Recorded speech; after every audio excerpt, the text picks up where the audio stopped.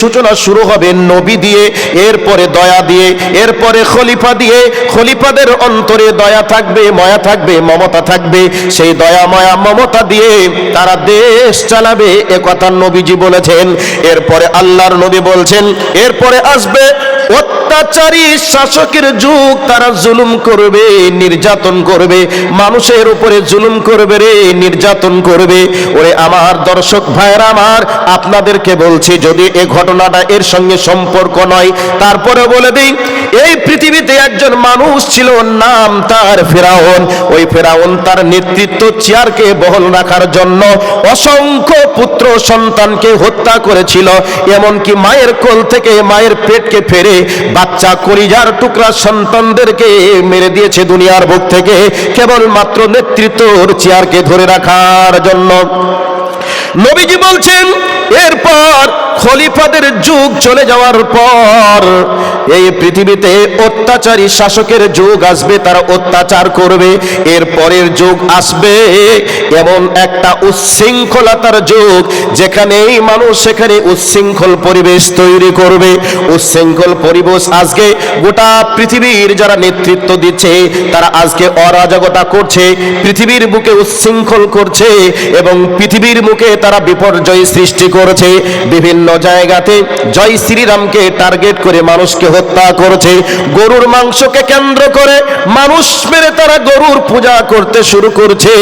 নবীজি বলছেন পৃথিবীর মাটিতে তারা বিপর্যয় সৃষ্টি করবে, উচ্ছৃঙ্খল পরিবেশ তৈরি করবে। তাহলে আজকে পৃথিবীতে উচ্ছৃঙ্খলা দেখা দিয়েছে, বিশৃঙ্খলা দেখা দিয়েছে। গরু একটা প্রাণী, ওই গরুকে মায়া মমতা দেখাতে গিয়ে মানুষ নামক প্রাণীকে দুনিয়ার বুক থেকে বিদায় করে দিচ্ছে। তাহলে আপনাদেরকে দুই তিনটা পয়েন্ট নিয়ে আলোচনা করলাম। এরপর নবীজি বলছেন ওই মানুষগুলি দুনিয়ার বুকে এরকম উচ্ছৃঙ্খলা এবং এই পৃথিবীতে বিপর্যয় সৃষ্টি করার পরেও তাদের চরিত্র সম্পর্কে নবীজি বলছেন তাদের চরিত্রটা কেমন হবে, পৃথিবীতে যারা নেতৃত্ব দিবে তাদের চরিত্রটা কেমন হবে আল্লাহর নবী আলোচনা করেছেন। তাদের চরিত্র হবে, আল্লাহর নবী বলছেন ইয়াস্তাহিল্লুনাল হিরারা, আল্লাহর নবী বলছেন তারা রেশমি পোশাককে পরিধান করবে, মখমলের পোশাক পরিধান করবে। গোটা পৃথিবীর যারা নেতা তাদের পোশাক যেগুলি থাকে কোটি কোটি টাকা দাম, ওটা হয় মখমলের পোশাক থাকে, রেশমি পোশাক থাকে। আল্লাহর নবী বলছেন তারা মখমলের বিছানা পরবে এবং রেশমি পোশাক তারা পরিধান করবে। আজকে চলছে এক নম্বর চরিত্র হবে। দুই নম্বর চরিত্র হবে আল্লাহর নবী বলছেন অল ফুরুজা, তারা ব্যভিচার করবে, ব্যভিচার করবে। আজকে বিশেষ করে যারা বিজেপির নেতা নেত্রী আছে, একজন বলতে পারবে আমার চরিত্র ভালো আছে। আজকে নেতাদের চরিত্র কতটা খাতারনাক, নবীজি বলছেন তারা কি করবে, ব্যভিচার তারা করবে। ব্যভিচার চলছে, একটু পরে আবার আসবে এই জায়গায়। তারপরে নবীজি বলছেন ওয়াল খুমুরা, তারা নিষাদার দ্রব্য পান করবে, মদ পান করবে। তাদের সদা সর্বদাই মদ না পান করলে তাদের দিন চলে না, তাদের রাত পার হয় না। তাদের ব্যভিচার করা লাগে বিভিন্ন নারীর সঙ্গে এবং তাদেরকে নিষাদার দ্রব্য পান করা লাগে। গোটা পৃথিবীর বড় বড় যে হোটেলগুলি রয়েছে, বারগুলি রয়েছে, ওই হোটেলে যাবে এবং নারীদের সঙ্গে রাত পার করবে এবং তারা নিষাদার দ্রব্য পান করবে, এটা চলছে। এরপরে এবার আপনাদেরকে বলছি ওয়ায়ারযাকুনা, আল্লাহর নবী বলছেন তাদেরকে প্রচুর সম্পদ দেওয়া হবে, তাদেরকে টাকা পয়সা দেওয়া হবে, ধন দৌলত দেওয়া হবে। আজকে গোটা পৃথিবীর পাশ্চাত্য সভ্যতার দিকে তাকিয়ে দেখুন, ইউরোপ থেকে নিয়ে আমেরিকা পর্যন্ত গোটা পৃথিবীর দিকে তাকিয়ে দেখুন, তাদের সম্পদের কোনো অভাব নেই, তাদের খাদ্যের কোনো অভাব নেই। আল্লাহর নবী বলছেন তাদেরকে প্রচুর টাকা দেওয়া হবে এবং তাদেরকে বহু সম্পদ দেওয়া হবে, রুজি দেওয়া হবে। এবং নবীজি বলছেন তারপরে তাদেরকে মানুষ সাহায্য করবে। সাহায্য বলতে তাদেরকে মানুষ ভোট দিয়ে নেতা হিসাবে তাদেরকে সাপোর্ট করবে। আজকে যে পয়েন্টের কথাটা আমি আপনাদের কাছে এতক্ষণে বললাম, পয়েন্টটা একটু মিলিয়ে নেন, যে তারা রেশমি পোশাক পরিধান করবে। নেতা নেত্রীরা আজকে রেশমি পোশাক পরিধান করছে বিভিন্ন দামি দামি তাদের বাড়িতে যে বেড কাভার থাকে, মখমলের বেড কাভার, কোটি কোটি টাকা দাম, এই পোশাক তারা পরবে। নবীজি বলেছেন এটা আজকে পরিধান করছে। দুই, তারা ব্যভিচার করবে। আজকে ব্যভিচার তাদের বউ একটা নাই, আবার অনেক নেতা তো বিবাহই করে না, একাধিক বউ তাদের আছে, একাধিক নারীর সঙ্গে তাদের সম্পর্ক। এইভাবে তাদের দিন পার হবে, নেতারা ব্যভিচার করবে। এরপর নবীজি বলছেন তারা নিষাদার দ্রব্য পান করবে। তাহলে নিষাদার দ্রব্য তারা পান করছে, এগুলি আমরা দিনের আলোর মতো পরিষ্কার দেখতে পাই, এবং তাদেরকে প্রচুর সম্পদ দেওয়া হবে, আর মানুষগুলি তাদেরকেই আবার সমর্থন করবে। আজকে এই অ্যাপস্টাইন ফাইলে যাদের নাম এসেছে, কাদের কাদের নাম এসেছে, এগুলি গোটা দেশবাসী, পৃথিবীবাসী দেখেছে, দেখছে, জানছে, এরপরেও তাদেরকেই সমর্থন করছে। সাহায্য মানেই হচ্ছে তাদেরকে সমর্থন করবে। আমাকে যদি আপনারা ভোট দিয়ে সাহায্য না করেন, তাহলে আমাকে কি নেতা বানানো যাবে, বা আমি কি নেতা হতে পারবো? কথা বলুন, পারবো? পারবো না। আজকে মানুষ তাদেরকে যৌন সমর্থন দিয়ে আজকে নেতার আসনে বসানো হচ্ছে বা বসাচ্ছে। আজকে গোটা পৃথিবীর চিত্রটা আপনি একটু মিলিয়ে দেখুন। যেই চিত্রের কথা আলোচনা করলাম আমি এতক্ষণ পর্যন্ত, এই চিত্রটা দিনের আলোতে যেমন পরিষ্কার দেখা যায়, আজকে দিনের আলোর মতো পরিষ্কার রাসূলের ভবিষ্যৎবাণীর হাদিসটা আজকে সেটা পরিষ্কার। সম্মানিত উপস্থিতি, আজকে গোটা দেশবাসীকে, জাতিকে যারা আজকে সভ্যতার সবক দেয়, আর ওদের কৃষ্টি কালচারে আমরা প্রভাবিত হয়ে আমরাও মনে করি ওরাই হলো আমাদের আইডিয়াল, ওরাই হলো আমাদের নেতা, ওদেরকেই অনুকরণ করে আজকে আমাদেরকে ওদের মতো হতে হবে। এই জন্য আমরা অনেক মানুষ পাগল হয়ে যাই। তাদের চরিত্রটা কত খাতারনাক চরিত্র, তাদের পরিবেশটা কত জঘন্য। যেই কন্যা সন্তান 2 থেকে 3 বছর বয়স, 3 থেকে 9 বছরের এই মেয়েগুলিকে গোটা পৃথিবী থেকে তারা লুট করে নিয়ে যায়, আর রাতের অন্ধকারে তাদের সঙ্গে ব্যভিচার করে, এবং সেই নারীগুলিকে ধর্ষণ করে তাদেরকে পুড়িয়ে মেরে দেয়, এবং ওই মেয়েগুলির মাংসগুলিকে কাবাব বানিয়ে খায়। পৃথিবীর ইতিহাসে প্রমাণ দেখাতে পারবেন এই পৃথিবীতে এক সময় এই ঘটনা ঘটেছে, ঘটি নাই। এই বর্তমান 20 শতাব্দী যাদেরকে আমরা দেশের সাধারণ মানুষ আইডিয়াল মনে করি, যাদেরকে আমরা মডেল মনে করি, যাদেরকে আমরা মনে করি পৃথিবীর সভ্য দেশের সভ্য নাগরিক, আজকে এই সভ্য পোশাক পরে সভ্য দেশের সভ্য নাগরিকের দাবি করে তারা এই গোপনে রাতের অন্ধকারে এইরকম অসভ্য কাজ করেছে। সম্মানিত উপস্থিতি, আমাদের পার্শ্ববর্তী রাজ্য মধ্যপ্রদেশের মাত্র 4 বছরে 31,000 কন্যা সন্তান উধাও হয়েছে। দিল্লির মাটি থেকে, রাজধানীর মাটি থেকে 7,500 নারী কন্যা সন্তানকে আউট করে দেওয়া হয়েছে। এভাবে গোটা পৃথিবীর কন্যা সন্তানদেরকে আজকে নিয়ে গিয়ে এই ধরনের ব্যবহার তাদের সঙ্গে করছে। সম্মানিত উপস্থিতি, 1 নয় 2 নয়, 30 লাখের ঊর্ধ্বে কন্যা সন্তানগুলিকে নিয়ে গিয়ে তারা এভাবে আনন্দ উল্লাস করছে। সম্মানিত উপস্থিতি, এই মেয়েগুলি ছিল আফগানিস্তানের মেয়ে, ইরাকের মেয়ে ছিল, আবার আপনার ফিলিস্তিনের আমাদের বোনেদেরকে নিয়ে গিয়ে এভাবে তারা ধর্ষণ করেছে, আর ধর্ষণ করে তাদের মাংসগুলিকে খেয়ে তারা আনন্দই নাচানাচি করেছে। এরাই কি দেশের সভ্য নাগরিক হতে পারে? আর এদেরকে নিয়ে আজকে আমরা আনন্দেই উল্লাসিত। সম্মানিত উপস্থিতি, একটা পর্বকে আমি শেষ করলাম, এবার আমি দ্বিতীয় পর্বে যাব। একটা পর্ব শেষ করলাম, এই বিষয়টি মানুষকে জানার প্রয়োজন ছিল, এই বিষয়টি আমি আপনাদেরকে হাদিস থেকে বাস্তবতা দিয়ে কিছু কথা বললাম। এবার আমি সামনের দিকে লক্ষ্য রেখে কথাগুলি বলবো, একটু ধৈর্য ধরে বক্তব্যের বিষয়টিকে শ্রবণ করা লাগবে। সম্মানিত উপস্থিতি, আমি যে বক্তব্যের বিষয়কে সামনে রেখে কোরআনুল কারীমে আয়াত পড়েছি, ওই আয়াতের দিকে দৃষ্টি আকর্ষণ করছি।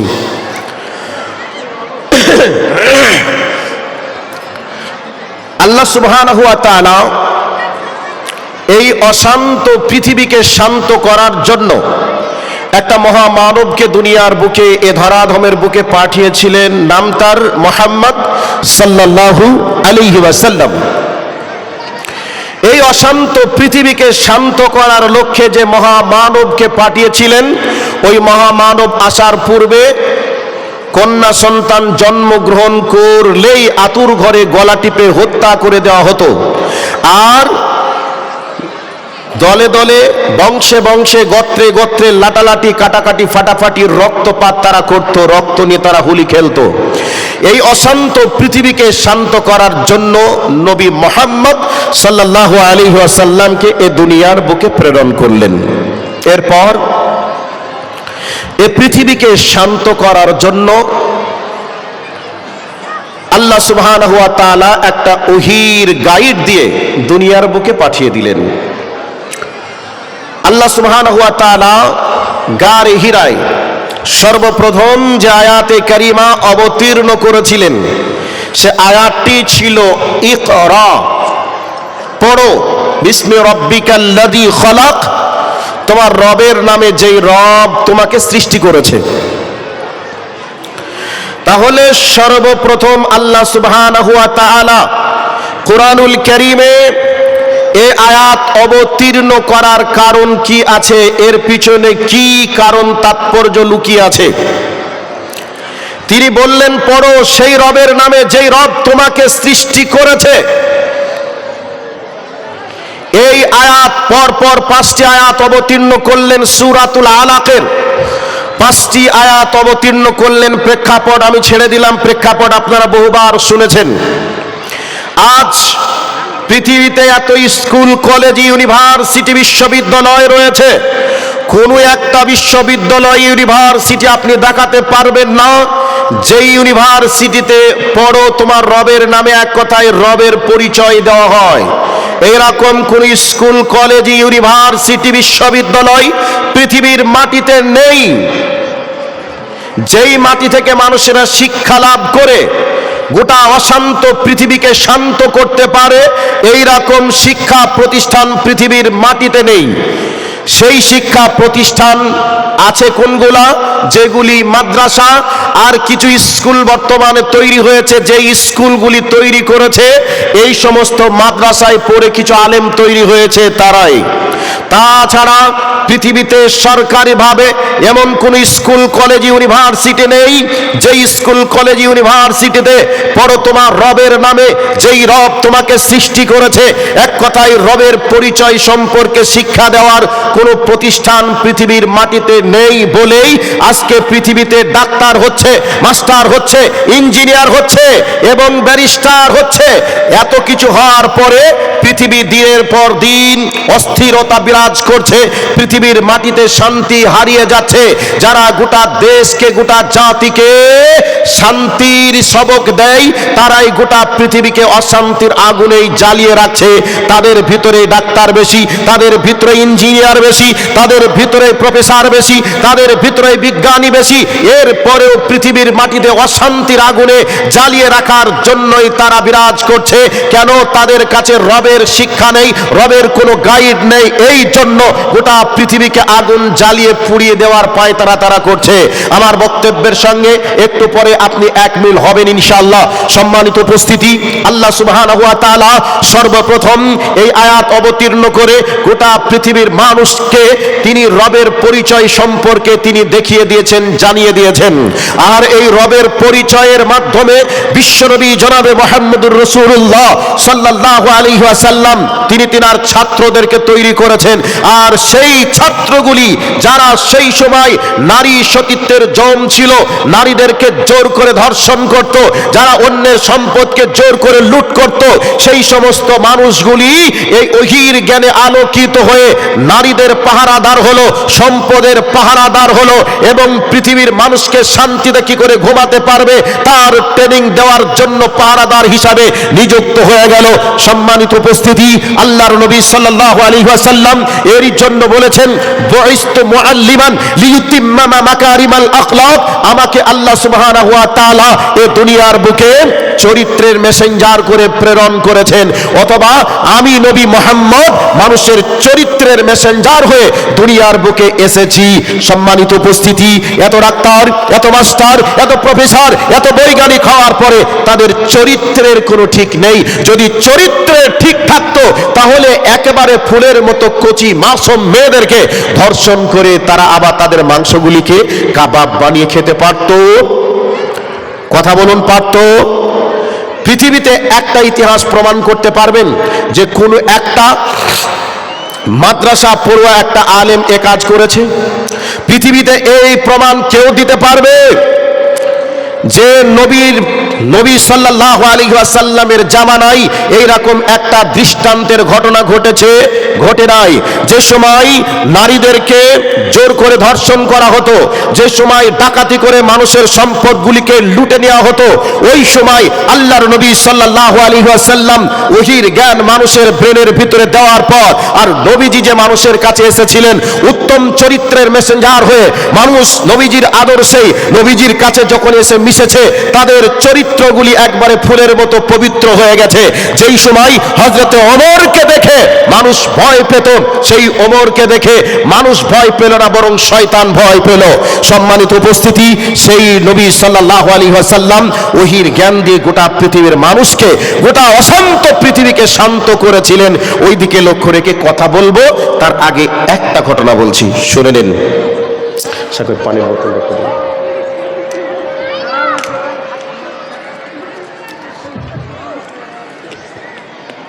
আমি যেটা বোঝাইতে চাইলাম আপনাদেরকে এতক্ষণ পর্যন্ত আমি বুঝিয়ে উঠতে পারলাম না। আমি বললাম ভাই এইদিকে জায়গা খালি আছে, এইদিকে আসুন, আর যেনারা এসে বসছেন তেনাদেরকে বলেছি এই জায়গায় আসুন। এই জন্য আমাকে মুখ বাঁকা করে কথা বলতে হচ্ছে, যদি এইভাবে থাকতেন আমার কথা বলতে ভালো লাগতো। তো লাস্টে একটা গুরুত্বপূর্ণ পয়েন্ট দিয়ে যাব, ওই পয়েন্টটা শুনে তারপরে যাবেন। এবার মানুষের চরিত্র গড়ার যিনি কারিগর হিসাবে দুনিয়াতে এসেছিলেন তিনি নবী মুহাম্মদুর রাসূলুল্লাহ সাল্লাল্লাহু আলাইহি ওয়াসাল্লাম। তিনার সংস্পর্শে আসার পর মানুষের চরিত্র কেমন হলো? হযরত ওমরকে দেখে মানুষ ভয় পেত, কিন্তু নবীজির সংস্পর্শে যখন এসে গেলেন তখন মানুষে আর ভয় পেত না, বরং শয়তানে ভয় পেত। হযরত ওমর যে পথ দিয়ে চলে যেতেন ওই পথে আর শয়তান হাঁটতো না, বরং মানুষ তিনার কাছে এসে আশ্রয় পেত। অনেক ঘটনা একটু পরে আসবে, তবে একটা ঘটনা আপনাদেরকে বলছি। একজন সাহাবী, পরবর্তী সময়ে নাম তার আল্লাহর নবী রেখেছিলেন আব্দুল্লাহ জুল বাজাদাইন। তার আগের নাম ছিল আব্দুর রুজ্জা। এই আব্দুর রুজ্জা এক বাপের দুই সন্তান ছিলেন। এবার বলবেন ঘটনাটা কেমন? মানে এক ভাইয়ের দুই ছেলে, এক ভাই বিবাহ করেছে, পুত্র সন্তান হয়নি, আর এক ভাইয়ের পুত্র সন্তান। চাচার সয় সম্পদ বেশি, চাচার কাছে লালিত পালিত, লম্বা ঘটনা। এই অবস্থায় আল্লাহর নবীর বার্তা যখন শুনতে পেল তার কানে চলে গেল, তো হযরতে আব্দুল্লাহ জুল বাজাদাইন নাম এখনো হয়নি, নাম তার এখনো আব্দুর রুজ্জাই আছে। তো ওই আব্দুর রুজ্জা হঠাৎ করে চাচার কাছে গিয়ে বলছে, চাচা, মক্কার মাটিতে একটা মহান মানবের আবির্ভাব হয়েছে, এই মানুষটা সম্পর্কে আপনি কি কিছু শুনেছেন? আপনার কি ধারণা এনার সম্পর্কে? চাচার সঙ্গে কথোপকথন হয়ে গেল। শেষকালে চাচা বলছে, তুমি যে কথা বলছো এর পরিণাম কি হবে তুমি জানো? তোমাকে যে সয় সম্পদ আমি দিয়েছি সব কিছু তোমার কাছ থেকে আমি ছিনিয়ে নেব। চাচাকে এবার আব্দুর রুজ্জা বলেই দিলেন, চাচা, আমি তো ইসলাম কবুল করবই, একথা সত্য। ঘটনা যদি এমনই হয় আমাকে সম্পদ ছিনিয়ে দিতেই হবে, ফিরিয়ে দিতেই হবে। যদি ঘটনাটা এমনই হয় আর দেরি করলাম না, এই মুহূর্তে আমি ইসলাম কবুল করে মুসলমান হয়ে যেতে চাই। চাচা বলে দিল, তোমাকে যত সম্পদ দিয়েছি ফিরিয়ে দাও। ভাতিজা বলে দিল, ফিরিয়ে দিলাম। এরপর বলে দিলেন, তোমার পরনে যে পোশাকটা রয়েছে পোশাকটা আমার টাকার ক্রয় করা, পোশাকটাও দিয়ে দিলেন। 20 বছরের টকবগে যুবক, ওই যুবক উলঙ্গ হয়ে মায়ের কাছে ছুটলেন। মা দৃশ্য দেখে বলছেন, বেটা কি হয়েছে, ঘটনা এমন কেন? মাকে বলছেন, মা তাড়াতাড়ি করে আমার লজ্জাস্থান ঢাকার মতো কোনো কিছু আমাকে দাও। মা দিয়ে দিলেন একটা কম্বল। অর্ধেক কম্বলকে নিজের লজ্জাস্থানকে হেফাজত করলেন, অর্ধেক কম্বল গায়ে দিয়ে চললেন মক্কা ছেড়ে মদিনায় 480 কিলোমিটার পথ পাড়ি দিয়ে। এই অবস্থায় মদিনার মাটি বড় উত্তপ্ত। মক্কা থেকে বিভিন্ন মানুষ যায় বিভিন্ন রকমের আক্রমণ করবে বলে নবীজিকে সাহাবীরা পরিবেষ্টন করে রেখেছে। অনেক লম্বা ঘটনা। শেষকালে আল্লাহর নবীর কাছে ঘটনা খবর চলে গেল, পৌঁছে গেল। আল্লাহর নবী তখন বলে দিলেন, আব্দুর রাজ্জাক, তুমি আজকে ইসলাম কবুল করার কারণে তোমার জমি জায়গা সব তোমাকে ত্যাগ করতে হয়েছে, এমনকি নিজের পরনের পোশাকটা পর্যন্ত তোমাকে দিয়ে দিতে হয়েছে। এবার আব্দুর রাজ্জাক, তোমার নাম আর আব্দুর রাজ্জাক নয়, তোমার নাম আমি আব্দুল্লাহ রেখে দিলাম। তবে তুমি শুনে নাও, তুমি এতদিন ভালো খেতে, ভালো পড়তে, ভালো জায়গায় থাকতে, তুমি আজকে দিন ইসলামকে কবুল করেছো, তুমি এখন আর ভালো খেতে পাবে না, ভালো পড়তেও পাবে না, ভালো জায়গাতেও তুমি আর ঘুমাতেও পারবে না। তবে তোমাকে আমি আমার মাদ্রাসায় রেখে দিলাম। ওই মাদ্রাসায় তুমি থাকবে আমার ছাত্রদের সঙ্গে।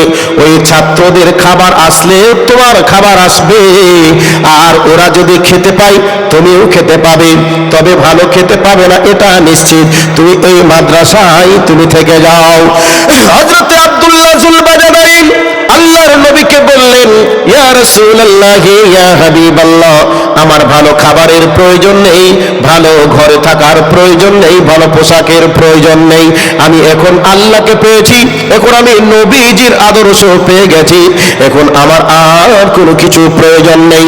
এবার আল্লাহর নবী যে মাদ্রাসা তৈরি করেছিলেন মসজিদে নববীর পাশে, মসজিদে নববীর সঙ্গে মিশে গেছে।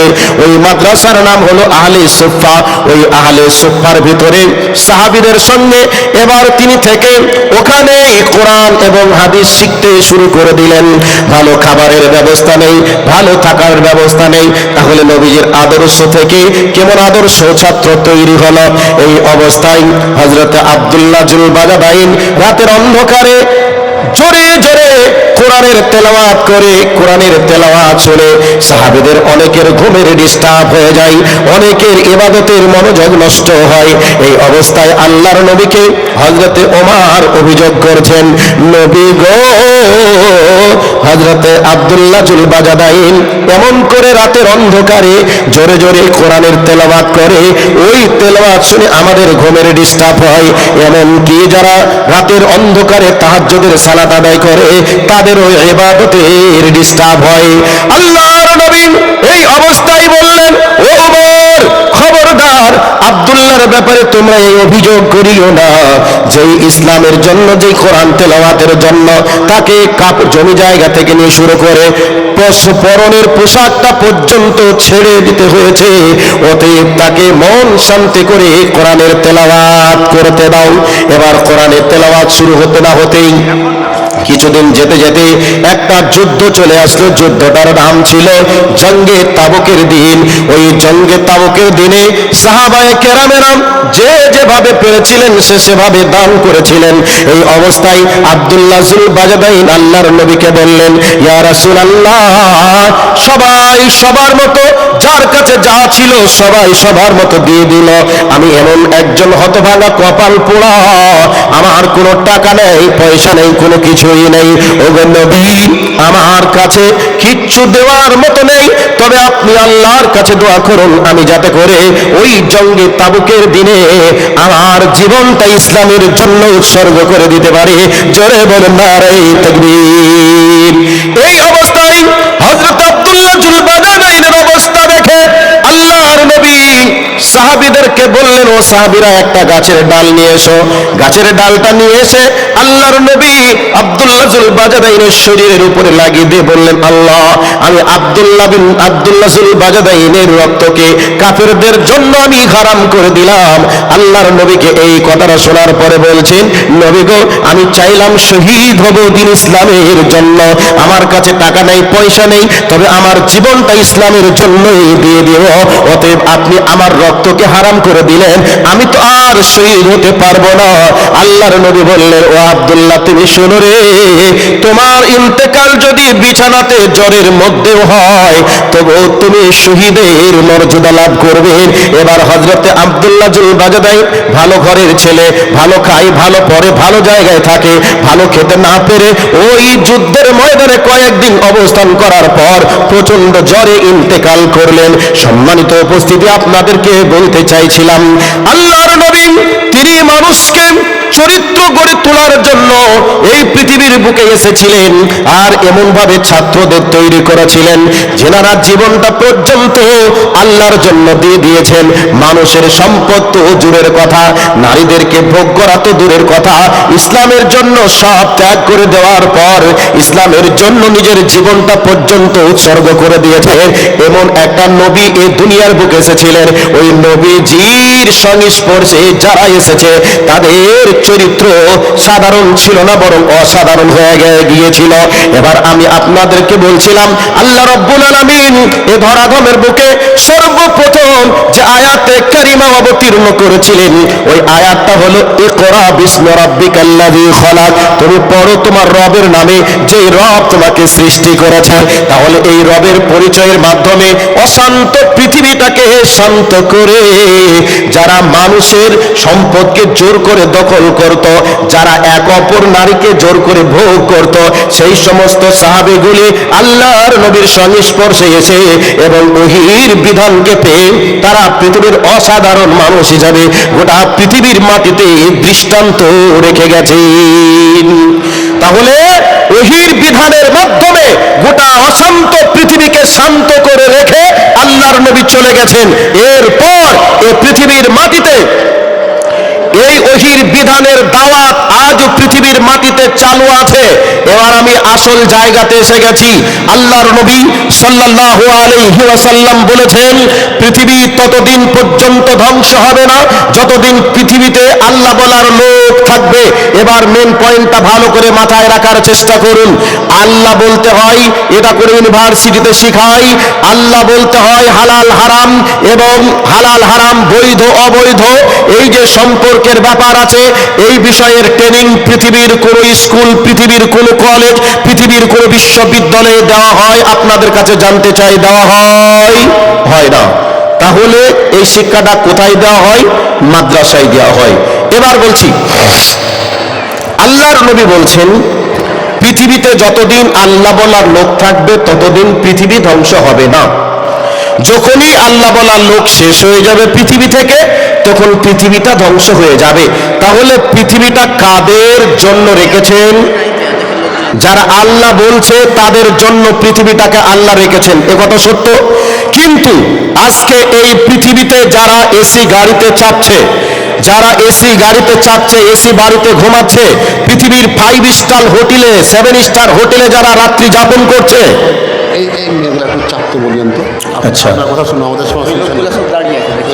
মা বোন, আপনাদেরকে বারবার বলতে গেলে সময়টা লস হবে। আপনাদের কাছে কোরআন হাদিসের আলোচনা করছে, এগুলো তো শুনতে পাবেন না। কাজে একটু চেপে যান, সামনে জায়গাগুলি খালি পড়ে আছে, আর আপনারা গেটের কাজটাই ব্লক করে দিয়েছেন। যেনারা আসছেন ওনারা যাবেন কি করে? এখন আপনাদের সাইড দিয়ে যেতে গিয়ে যদি গায়ে লাথি লাগে, পা ঠেকে যায়, তখন আপনাদের পেস্টিসে লাগবে, আর আপনারা তখন বলবেন আমার গায়ে লাথি লাগানো, এই বলে ঝগড়া করবেন। এই জন্য আপনাদেরকে বলছে একটু চেপে চেপে চলে যান, সামনে জায়গা খালি আছে, ওই দিকে যাওয়ার চেষ্টা করুন। আর এই সাইডটা একটু রাস্তাকে ক্লিয়ার করে দেন। যে সমস্ত বোনেরা মায়েরা দাঁড়িয়ে আছেন, বোনেরা আমার, মায়েরা আমার, একটু আপনারা রাস্তাটাকে ক্লিয়ার করে দেন। আর আপনারা যারা দাঁড়িয়ে আছেন আপনারা তাড়াতাড়ি চলে আসুন। আর যে সমস্ত ভাই বাবাজিরা দাঁড়িয়ে আছেন আপনারা একটু বসে যান। আপনাদের কাছে একেবারে গুলুম কিছু কথা, তথ্য আপনাদের কাছে দিয়ে যাওয়ার চেষ্টা করবো, একটু আসুন। তো পৃথিবী ততদিন থাকবে যতদিন আল্লাহ বলার লোক থাকবে। আজকে পৃথিবীর মাটিতে যারা 5 স্টার হোটেল থেকে নিয়ে শুরু করে পৃথিবীর মাটিতে যারা আজকে রাজ করছে ওই সমস্ত মানুষগুলি চাচ্ছে পৃথিবীর মাটি থেকে মাদ্রাসা নামক কোনো জিনিসকে রাখবো না, মুসলমান নামক কোনো জাতিকে রাখবো না। সেই মামুর বিটাদের জানার প্রয়োজন থাকা দরকার ছিল যে পৃথিবীতে আল্লাহওয়ালারা আছে, মাদ্রাসা আছে, এরই জন্য আমার বাড়িতে এসি চলছে, আমার গাড়িতে এসি চলছে। যেদিন আল্লাহ বলার লোক থাকবে না, মাদ্রাসা নামক কোনো জিনিস থাকবে না, সেই দিন আমার এসি গাড়িটা আর চলবে না, আমার বাড়িটা আর দাঁড়িয়ে থাকবে না, বরং আমার গাড়ির চাকা জাম হয়ে যাবে আর আমার বাড়ির ছাদটা একেবারে ধ্বনিত তোলার মতো হয়ে উড়ে যাবে। এটা তাদের জানার দরকার ছিল, কিন্তু জ্ঞানের স্বল্পতার কারণে তারা আজকে বলছে মাদ্রাসা নামক কোনো জিনিস রাখা যাবে না। আজও আমাদের ভারতবর্ষের বিজেপির একজন নেত্রী, অগ্নি মিত্রা নাকি ঝর্ণা মিত্রা নাকি শয়তান মিত্রা জানি না, ওই শয়তান বলেছে মাদ্রাসায় নাকি জঙ্গিবাদের ট্রেনিং দেওয়া হয়। আজকে মুসলিমদের ভিতরে কেন ডাক্তার নেই, কেন মাস্টার নেই, কেন ইঞ্জিনিয়ার নেই, কেন বৈজ্ঞানিক নেই, কেন তাদেরকে হাতে অস্ত্র তুলে দেওয়া হয়, কেন অস্ত্র নেওয়া হয়? ওই বদমাইশের বাচ্চা বদমাইশগুলি আজকে মুসলিমদের যোগ্যতা থাকার পরে প্ল্যানিং মাফিক মুসলমানদেরকে বঞ্চিত করে আজকে তোমরাই বড় বড় কথা বলার চেষ্টা করছো। এই পৃথিবীর জন্য আমরা কি না দিয়েছি, এই ভারতবর্ষে আমাদের কি অবদানের কমতি আছে? কোনো কিছুর কমতি নাই, তোমরা আমাদেরকে পিছিয়ে রেখেছো। আর তোমরাই আজকে তোমাদের হাতে যে অস্ত্র, তোমাদের হাতে যে বোধ আর তোমাদের যে চরিত্র, গোটা পৃথিবীবাসী জানে। মাদ্রাসার দিকে আঙুল তুলছো, তোলার আগে তোমরা একবার ভেবে দেখো, মাদ্রাসা যেদিন থাকবে না সেদিন তোমার আর লেকচার চলবে না, গাড়িতে এসি থাকবে না, বাড়িতে এসি থাকবে।